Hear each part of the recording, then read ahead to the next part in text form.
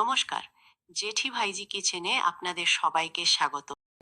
রান্না বান্না শুরু করলে এই এক বাইরে থেকে নিয়ে এলাম পটল, খুব ভালো করে রান্না করে দেখি তো। দেখো দেখো কি রান্না করবো পটলগুলো? পটলগুলো দরমা করো, তাইলে কিছু একটা করো। রোজ রোজ পটল রান্না করতে পারবো না। যদি তুমি ছুটি দিতে পারো তাহলে আমি রান্না করে দিই। আরে ভাই না না এত গরমে পটল রান্না করা। চিল্লাও না, চুলাচুলি করতে কি আছে, আমি এখনই চুলি দেবো। ও কাটাকাটি চুলাচুলি মাস্টার আছি আমি এখনো, ওগুলা করার আমার পক্ষে কিছু হয়নি। এই তো ফটাফট কাটতে বসে গেলাম। আরে ভাই, পটল চুলা কাটার কোনো ব্যাপারই নেই। প্রথমে পটলের মাথাটাকে কেটে নাও, তারপরে লেজাটাকে কেটে নাও। এরপর ধীরে ধীরে এইভাবে সমস্ত পটলের মাথা ও লেজাকে আলাদা করো। আলাদা হয়ে যাওয়ার পরে শুরু করো ছুলনা দিয়ে ছুলে দাও। পটলটাকে ঠিকঠাক ধরে তারপর জামা তোলার মতো এক এক টান দিয়ে পটলের খোসাটাকে তুলে নাও। এইভাবে টানতে টানতে সমস্ত পটলকে ছুলে ফেলো।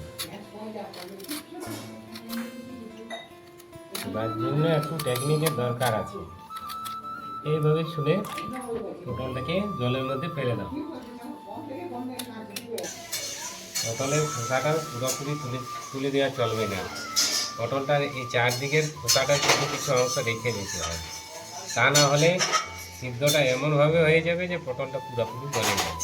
তাই পটলটার মাঝে মাঝে ফাঁকা রেখে মাঝখান দিয়ে আবার চিড়ে দাও। এইভাবে মাঝখান দিয়ে প্লেট দিয়ে মোটামুটি চিড়ে ফেলো চার জায়গায়। সাইড দিকে চেরা চলবে না, তাহলে পটলটা ভেঙে যাবে। এইভাবে চিড়ে পটলটাকে ছেড়ে দাও।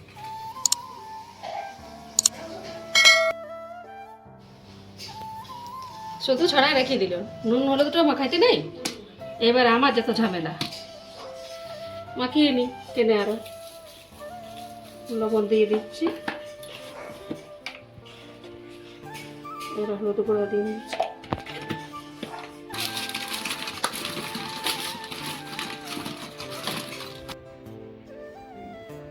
নুন হলুদ মাখা হয়ে গেছে, আসছি এবার 2 মিনিট পর।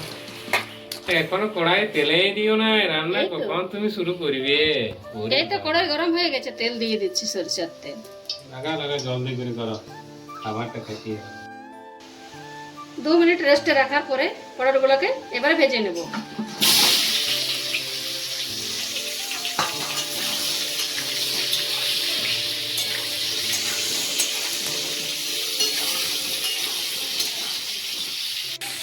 এরকম হালকা হালকা করে ভাজা হয়ে গেলে একবার পটলটাকে উল্টে দেবে। তারপরে দেখবে যখন পটলটা লাল লাল হয়ে যাবে তখন নামিয়ে নেবে।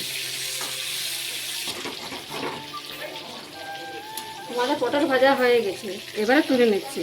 আমাদের ভিডিওটা কিন্তু শেষ পর্যন্ত দেখবেন। পটলগুলো কিন্তু এইভাবে ভেজে নেবে, আর পটলগুলো দেখতে এরকম হবে। ওই তেলে আরো সামান্য কিছু সরিষার তেল দিয়ে দিচ্ছি।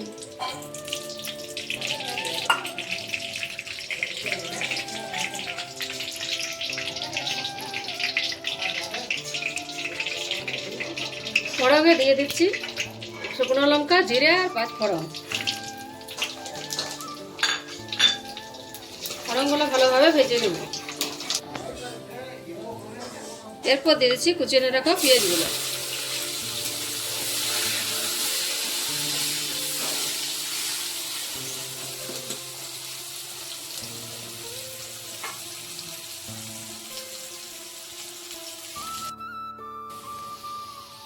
শোনো বন্ধুরা, এবারে আদা রসুন আর জিরে একসাথে বাটা পেস্টটা দিয়ে দিচ্ছি 2 চামচের মতন।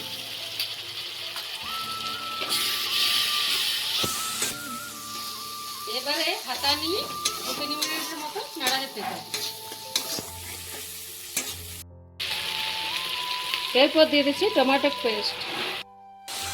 টমেটো পেস্টটা দেওয়ার পর 5 মিনিট নেড়ে নিচ্ছি, যতক্ষণ না টমেটোর দানাগুলো গলে যাচ্ছে।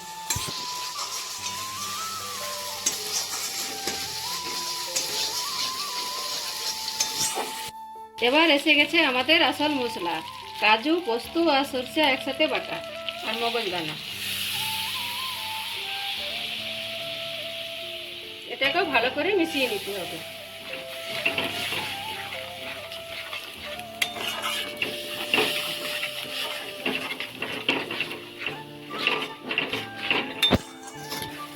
সামান্য কিছু চিনি দিয়ে দিচ্ছি স্বাদ আনার জন্য।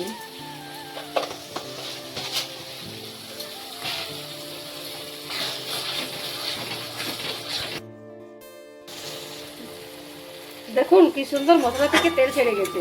আপনারা যদি চান তো মশলাটা দিয়েও ভাত মেখে খেতে পারেন। বাড়ির মুরব্বীদেরকে যদি খুশি করতে চান তাহলে এই রেসিপিটা কিন্তু একবার বাড়িতে অবশ্যই বানিয়ে যাবে। এরপর ভেজে রাখা পটলগুলোকে দিয়ে দিচ্ছি, ভালো করে মশলার সাথে মিশিয়ে দেবো।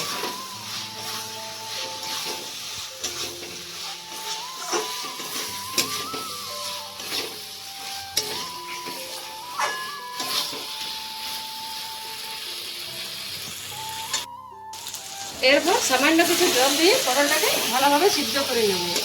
যদি একটু কম সিদ্ধ আছে তাও সিদ্ধ হয়ে যাবে।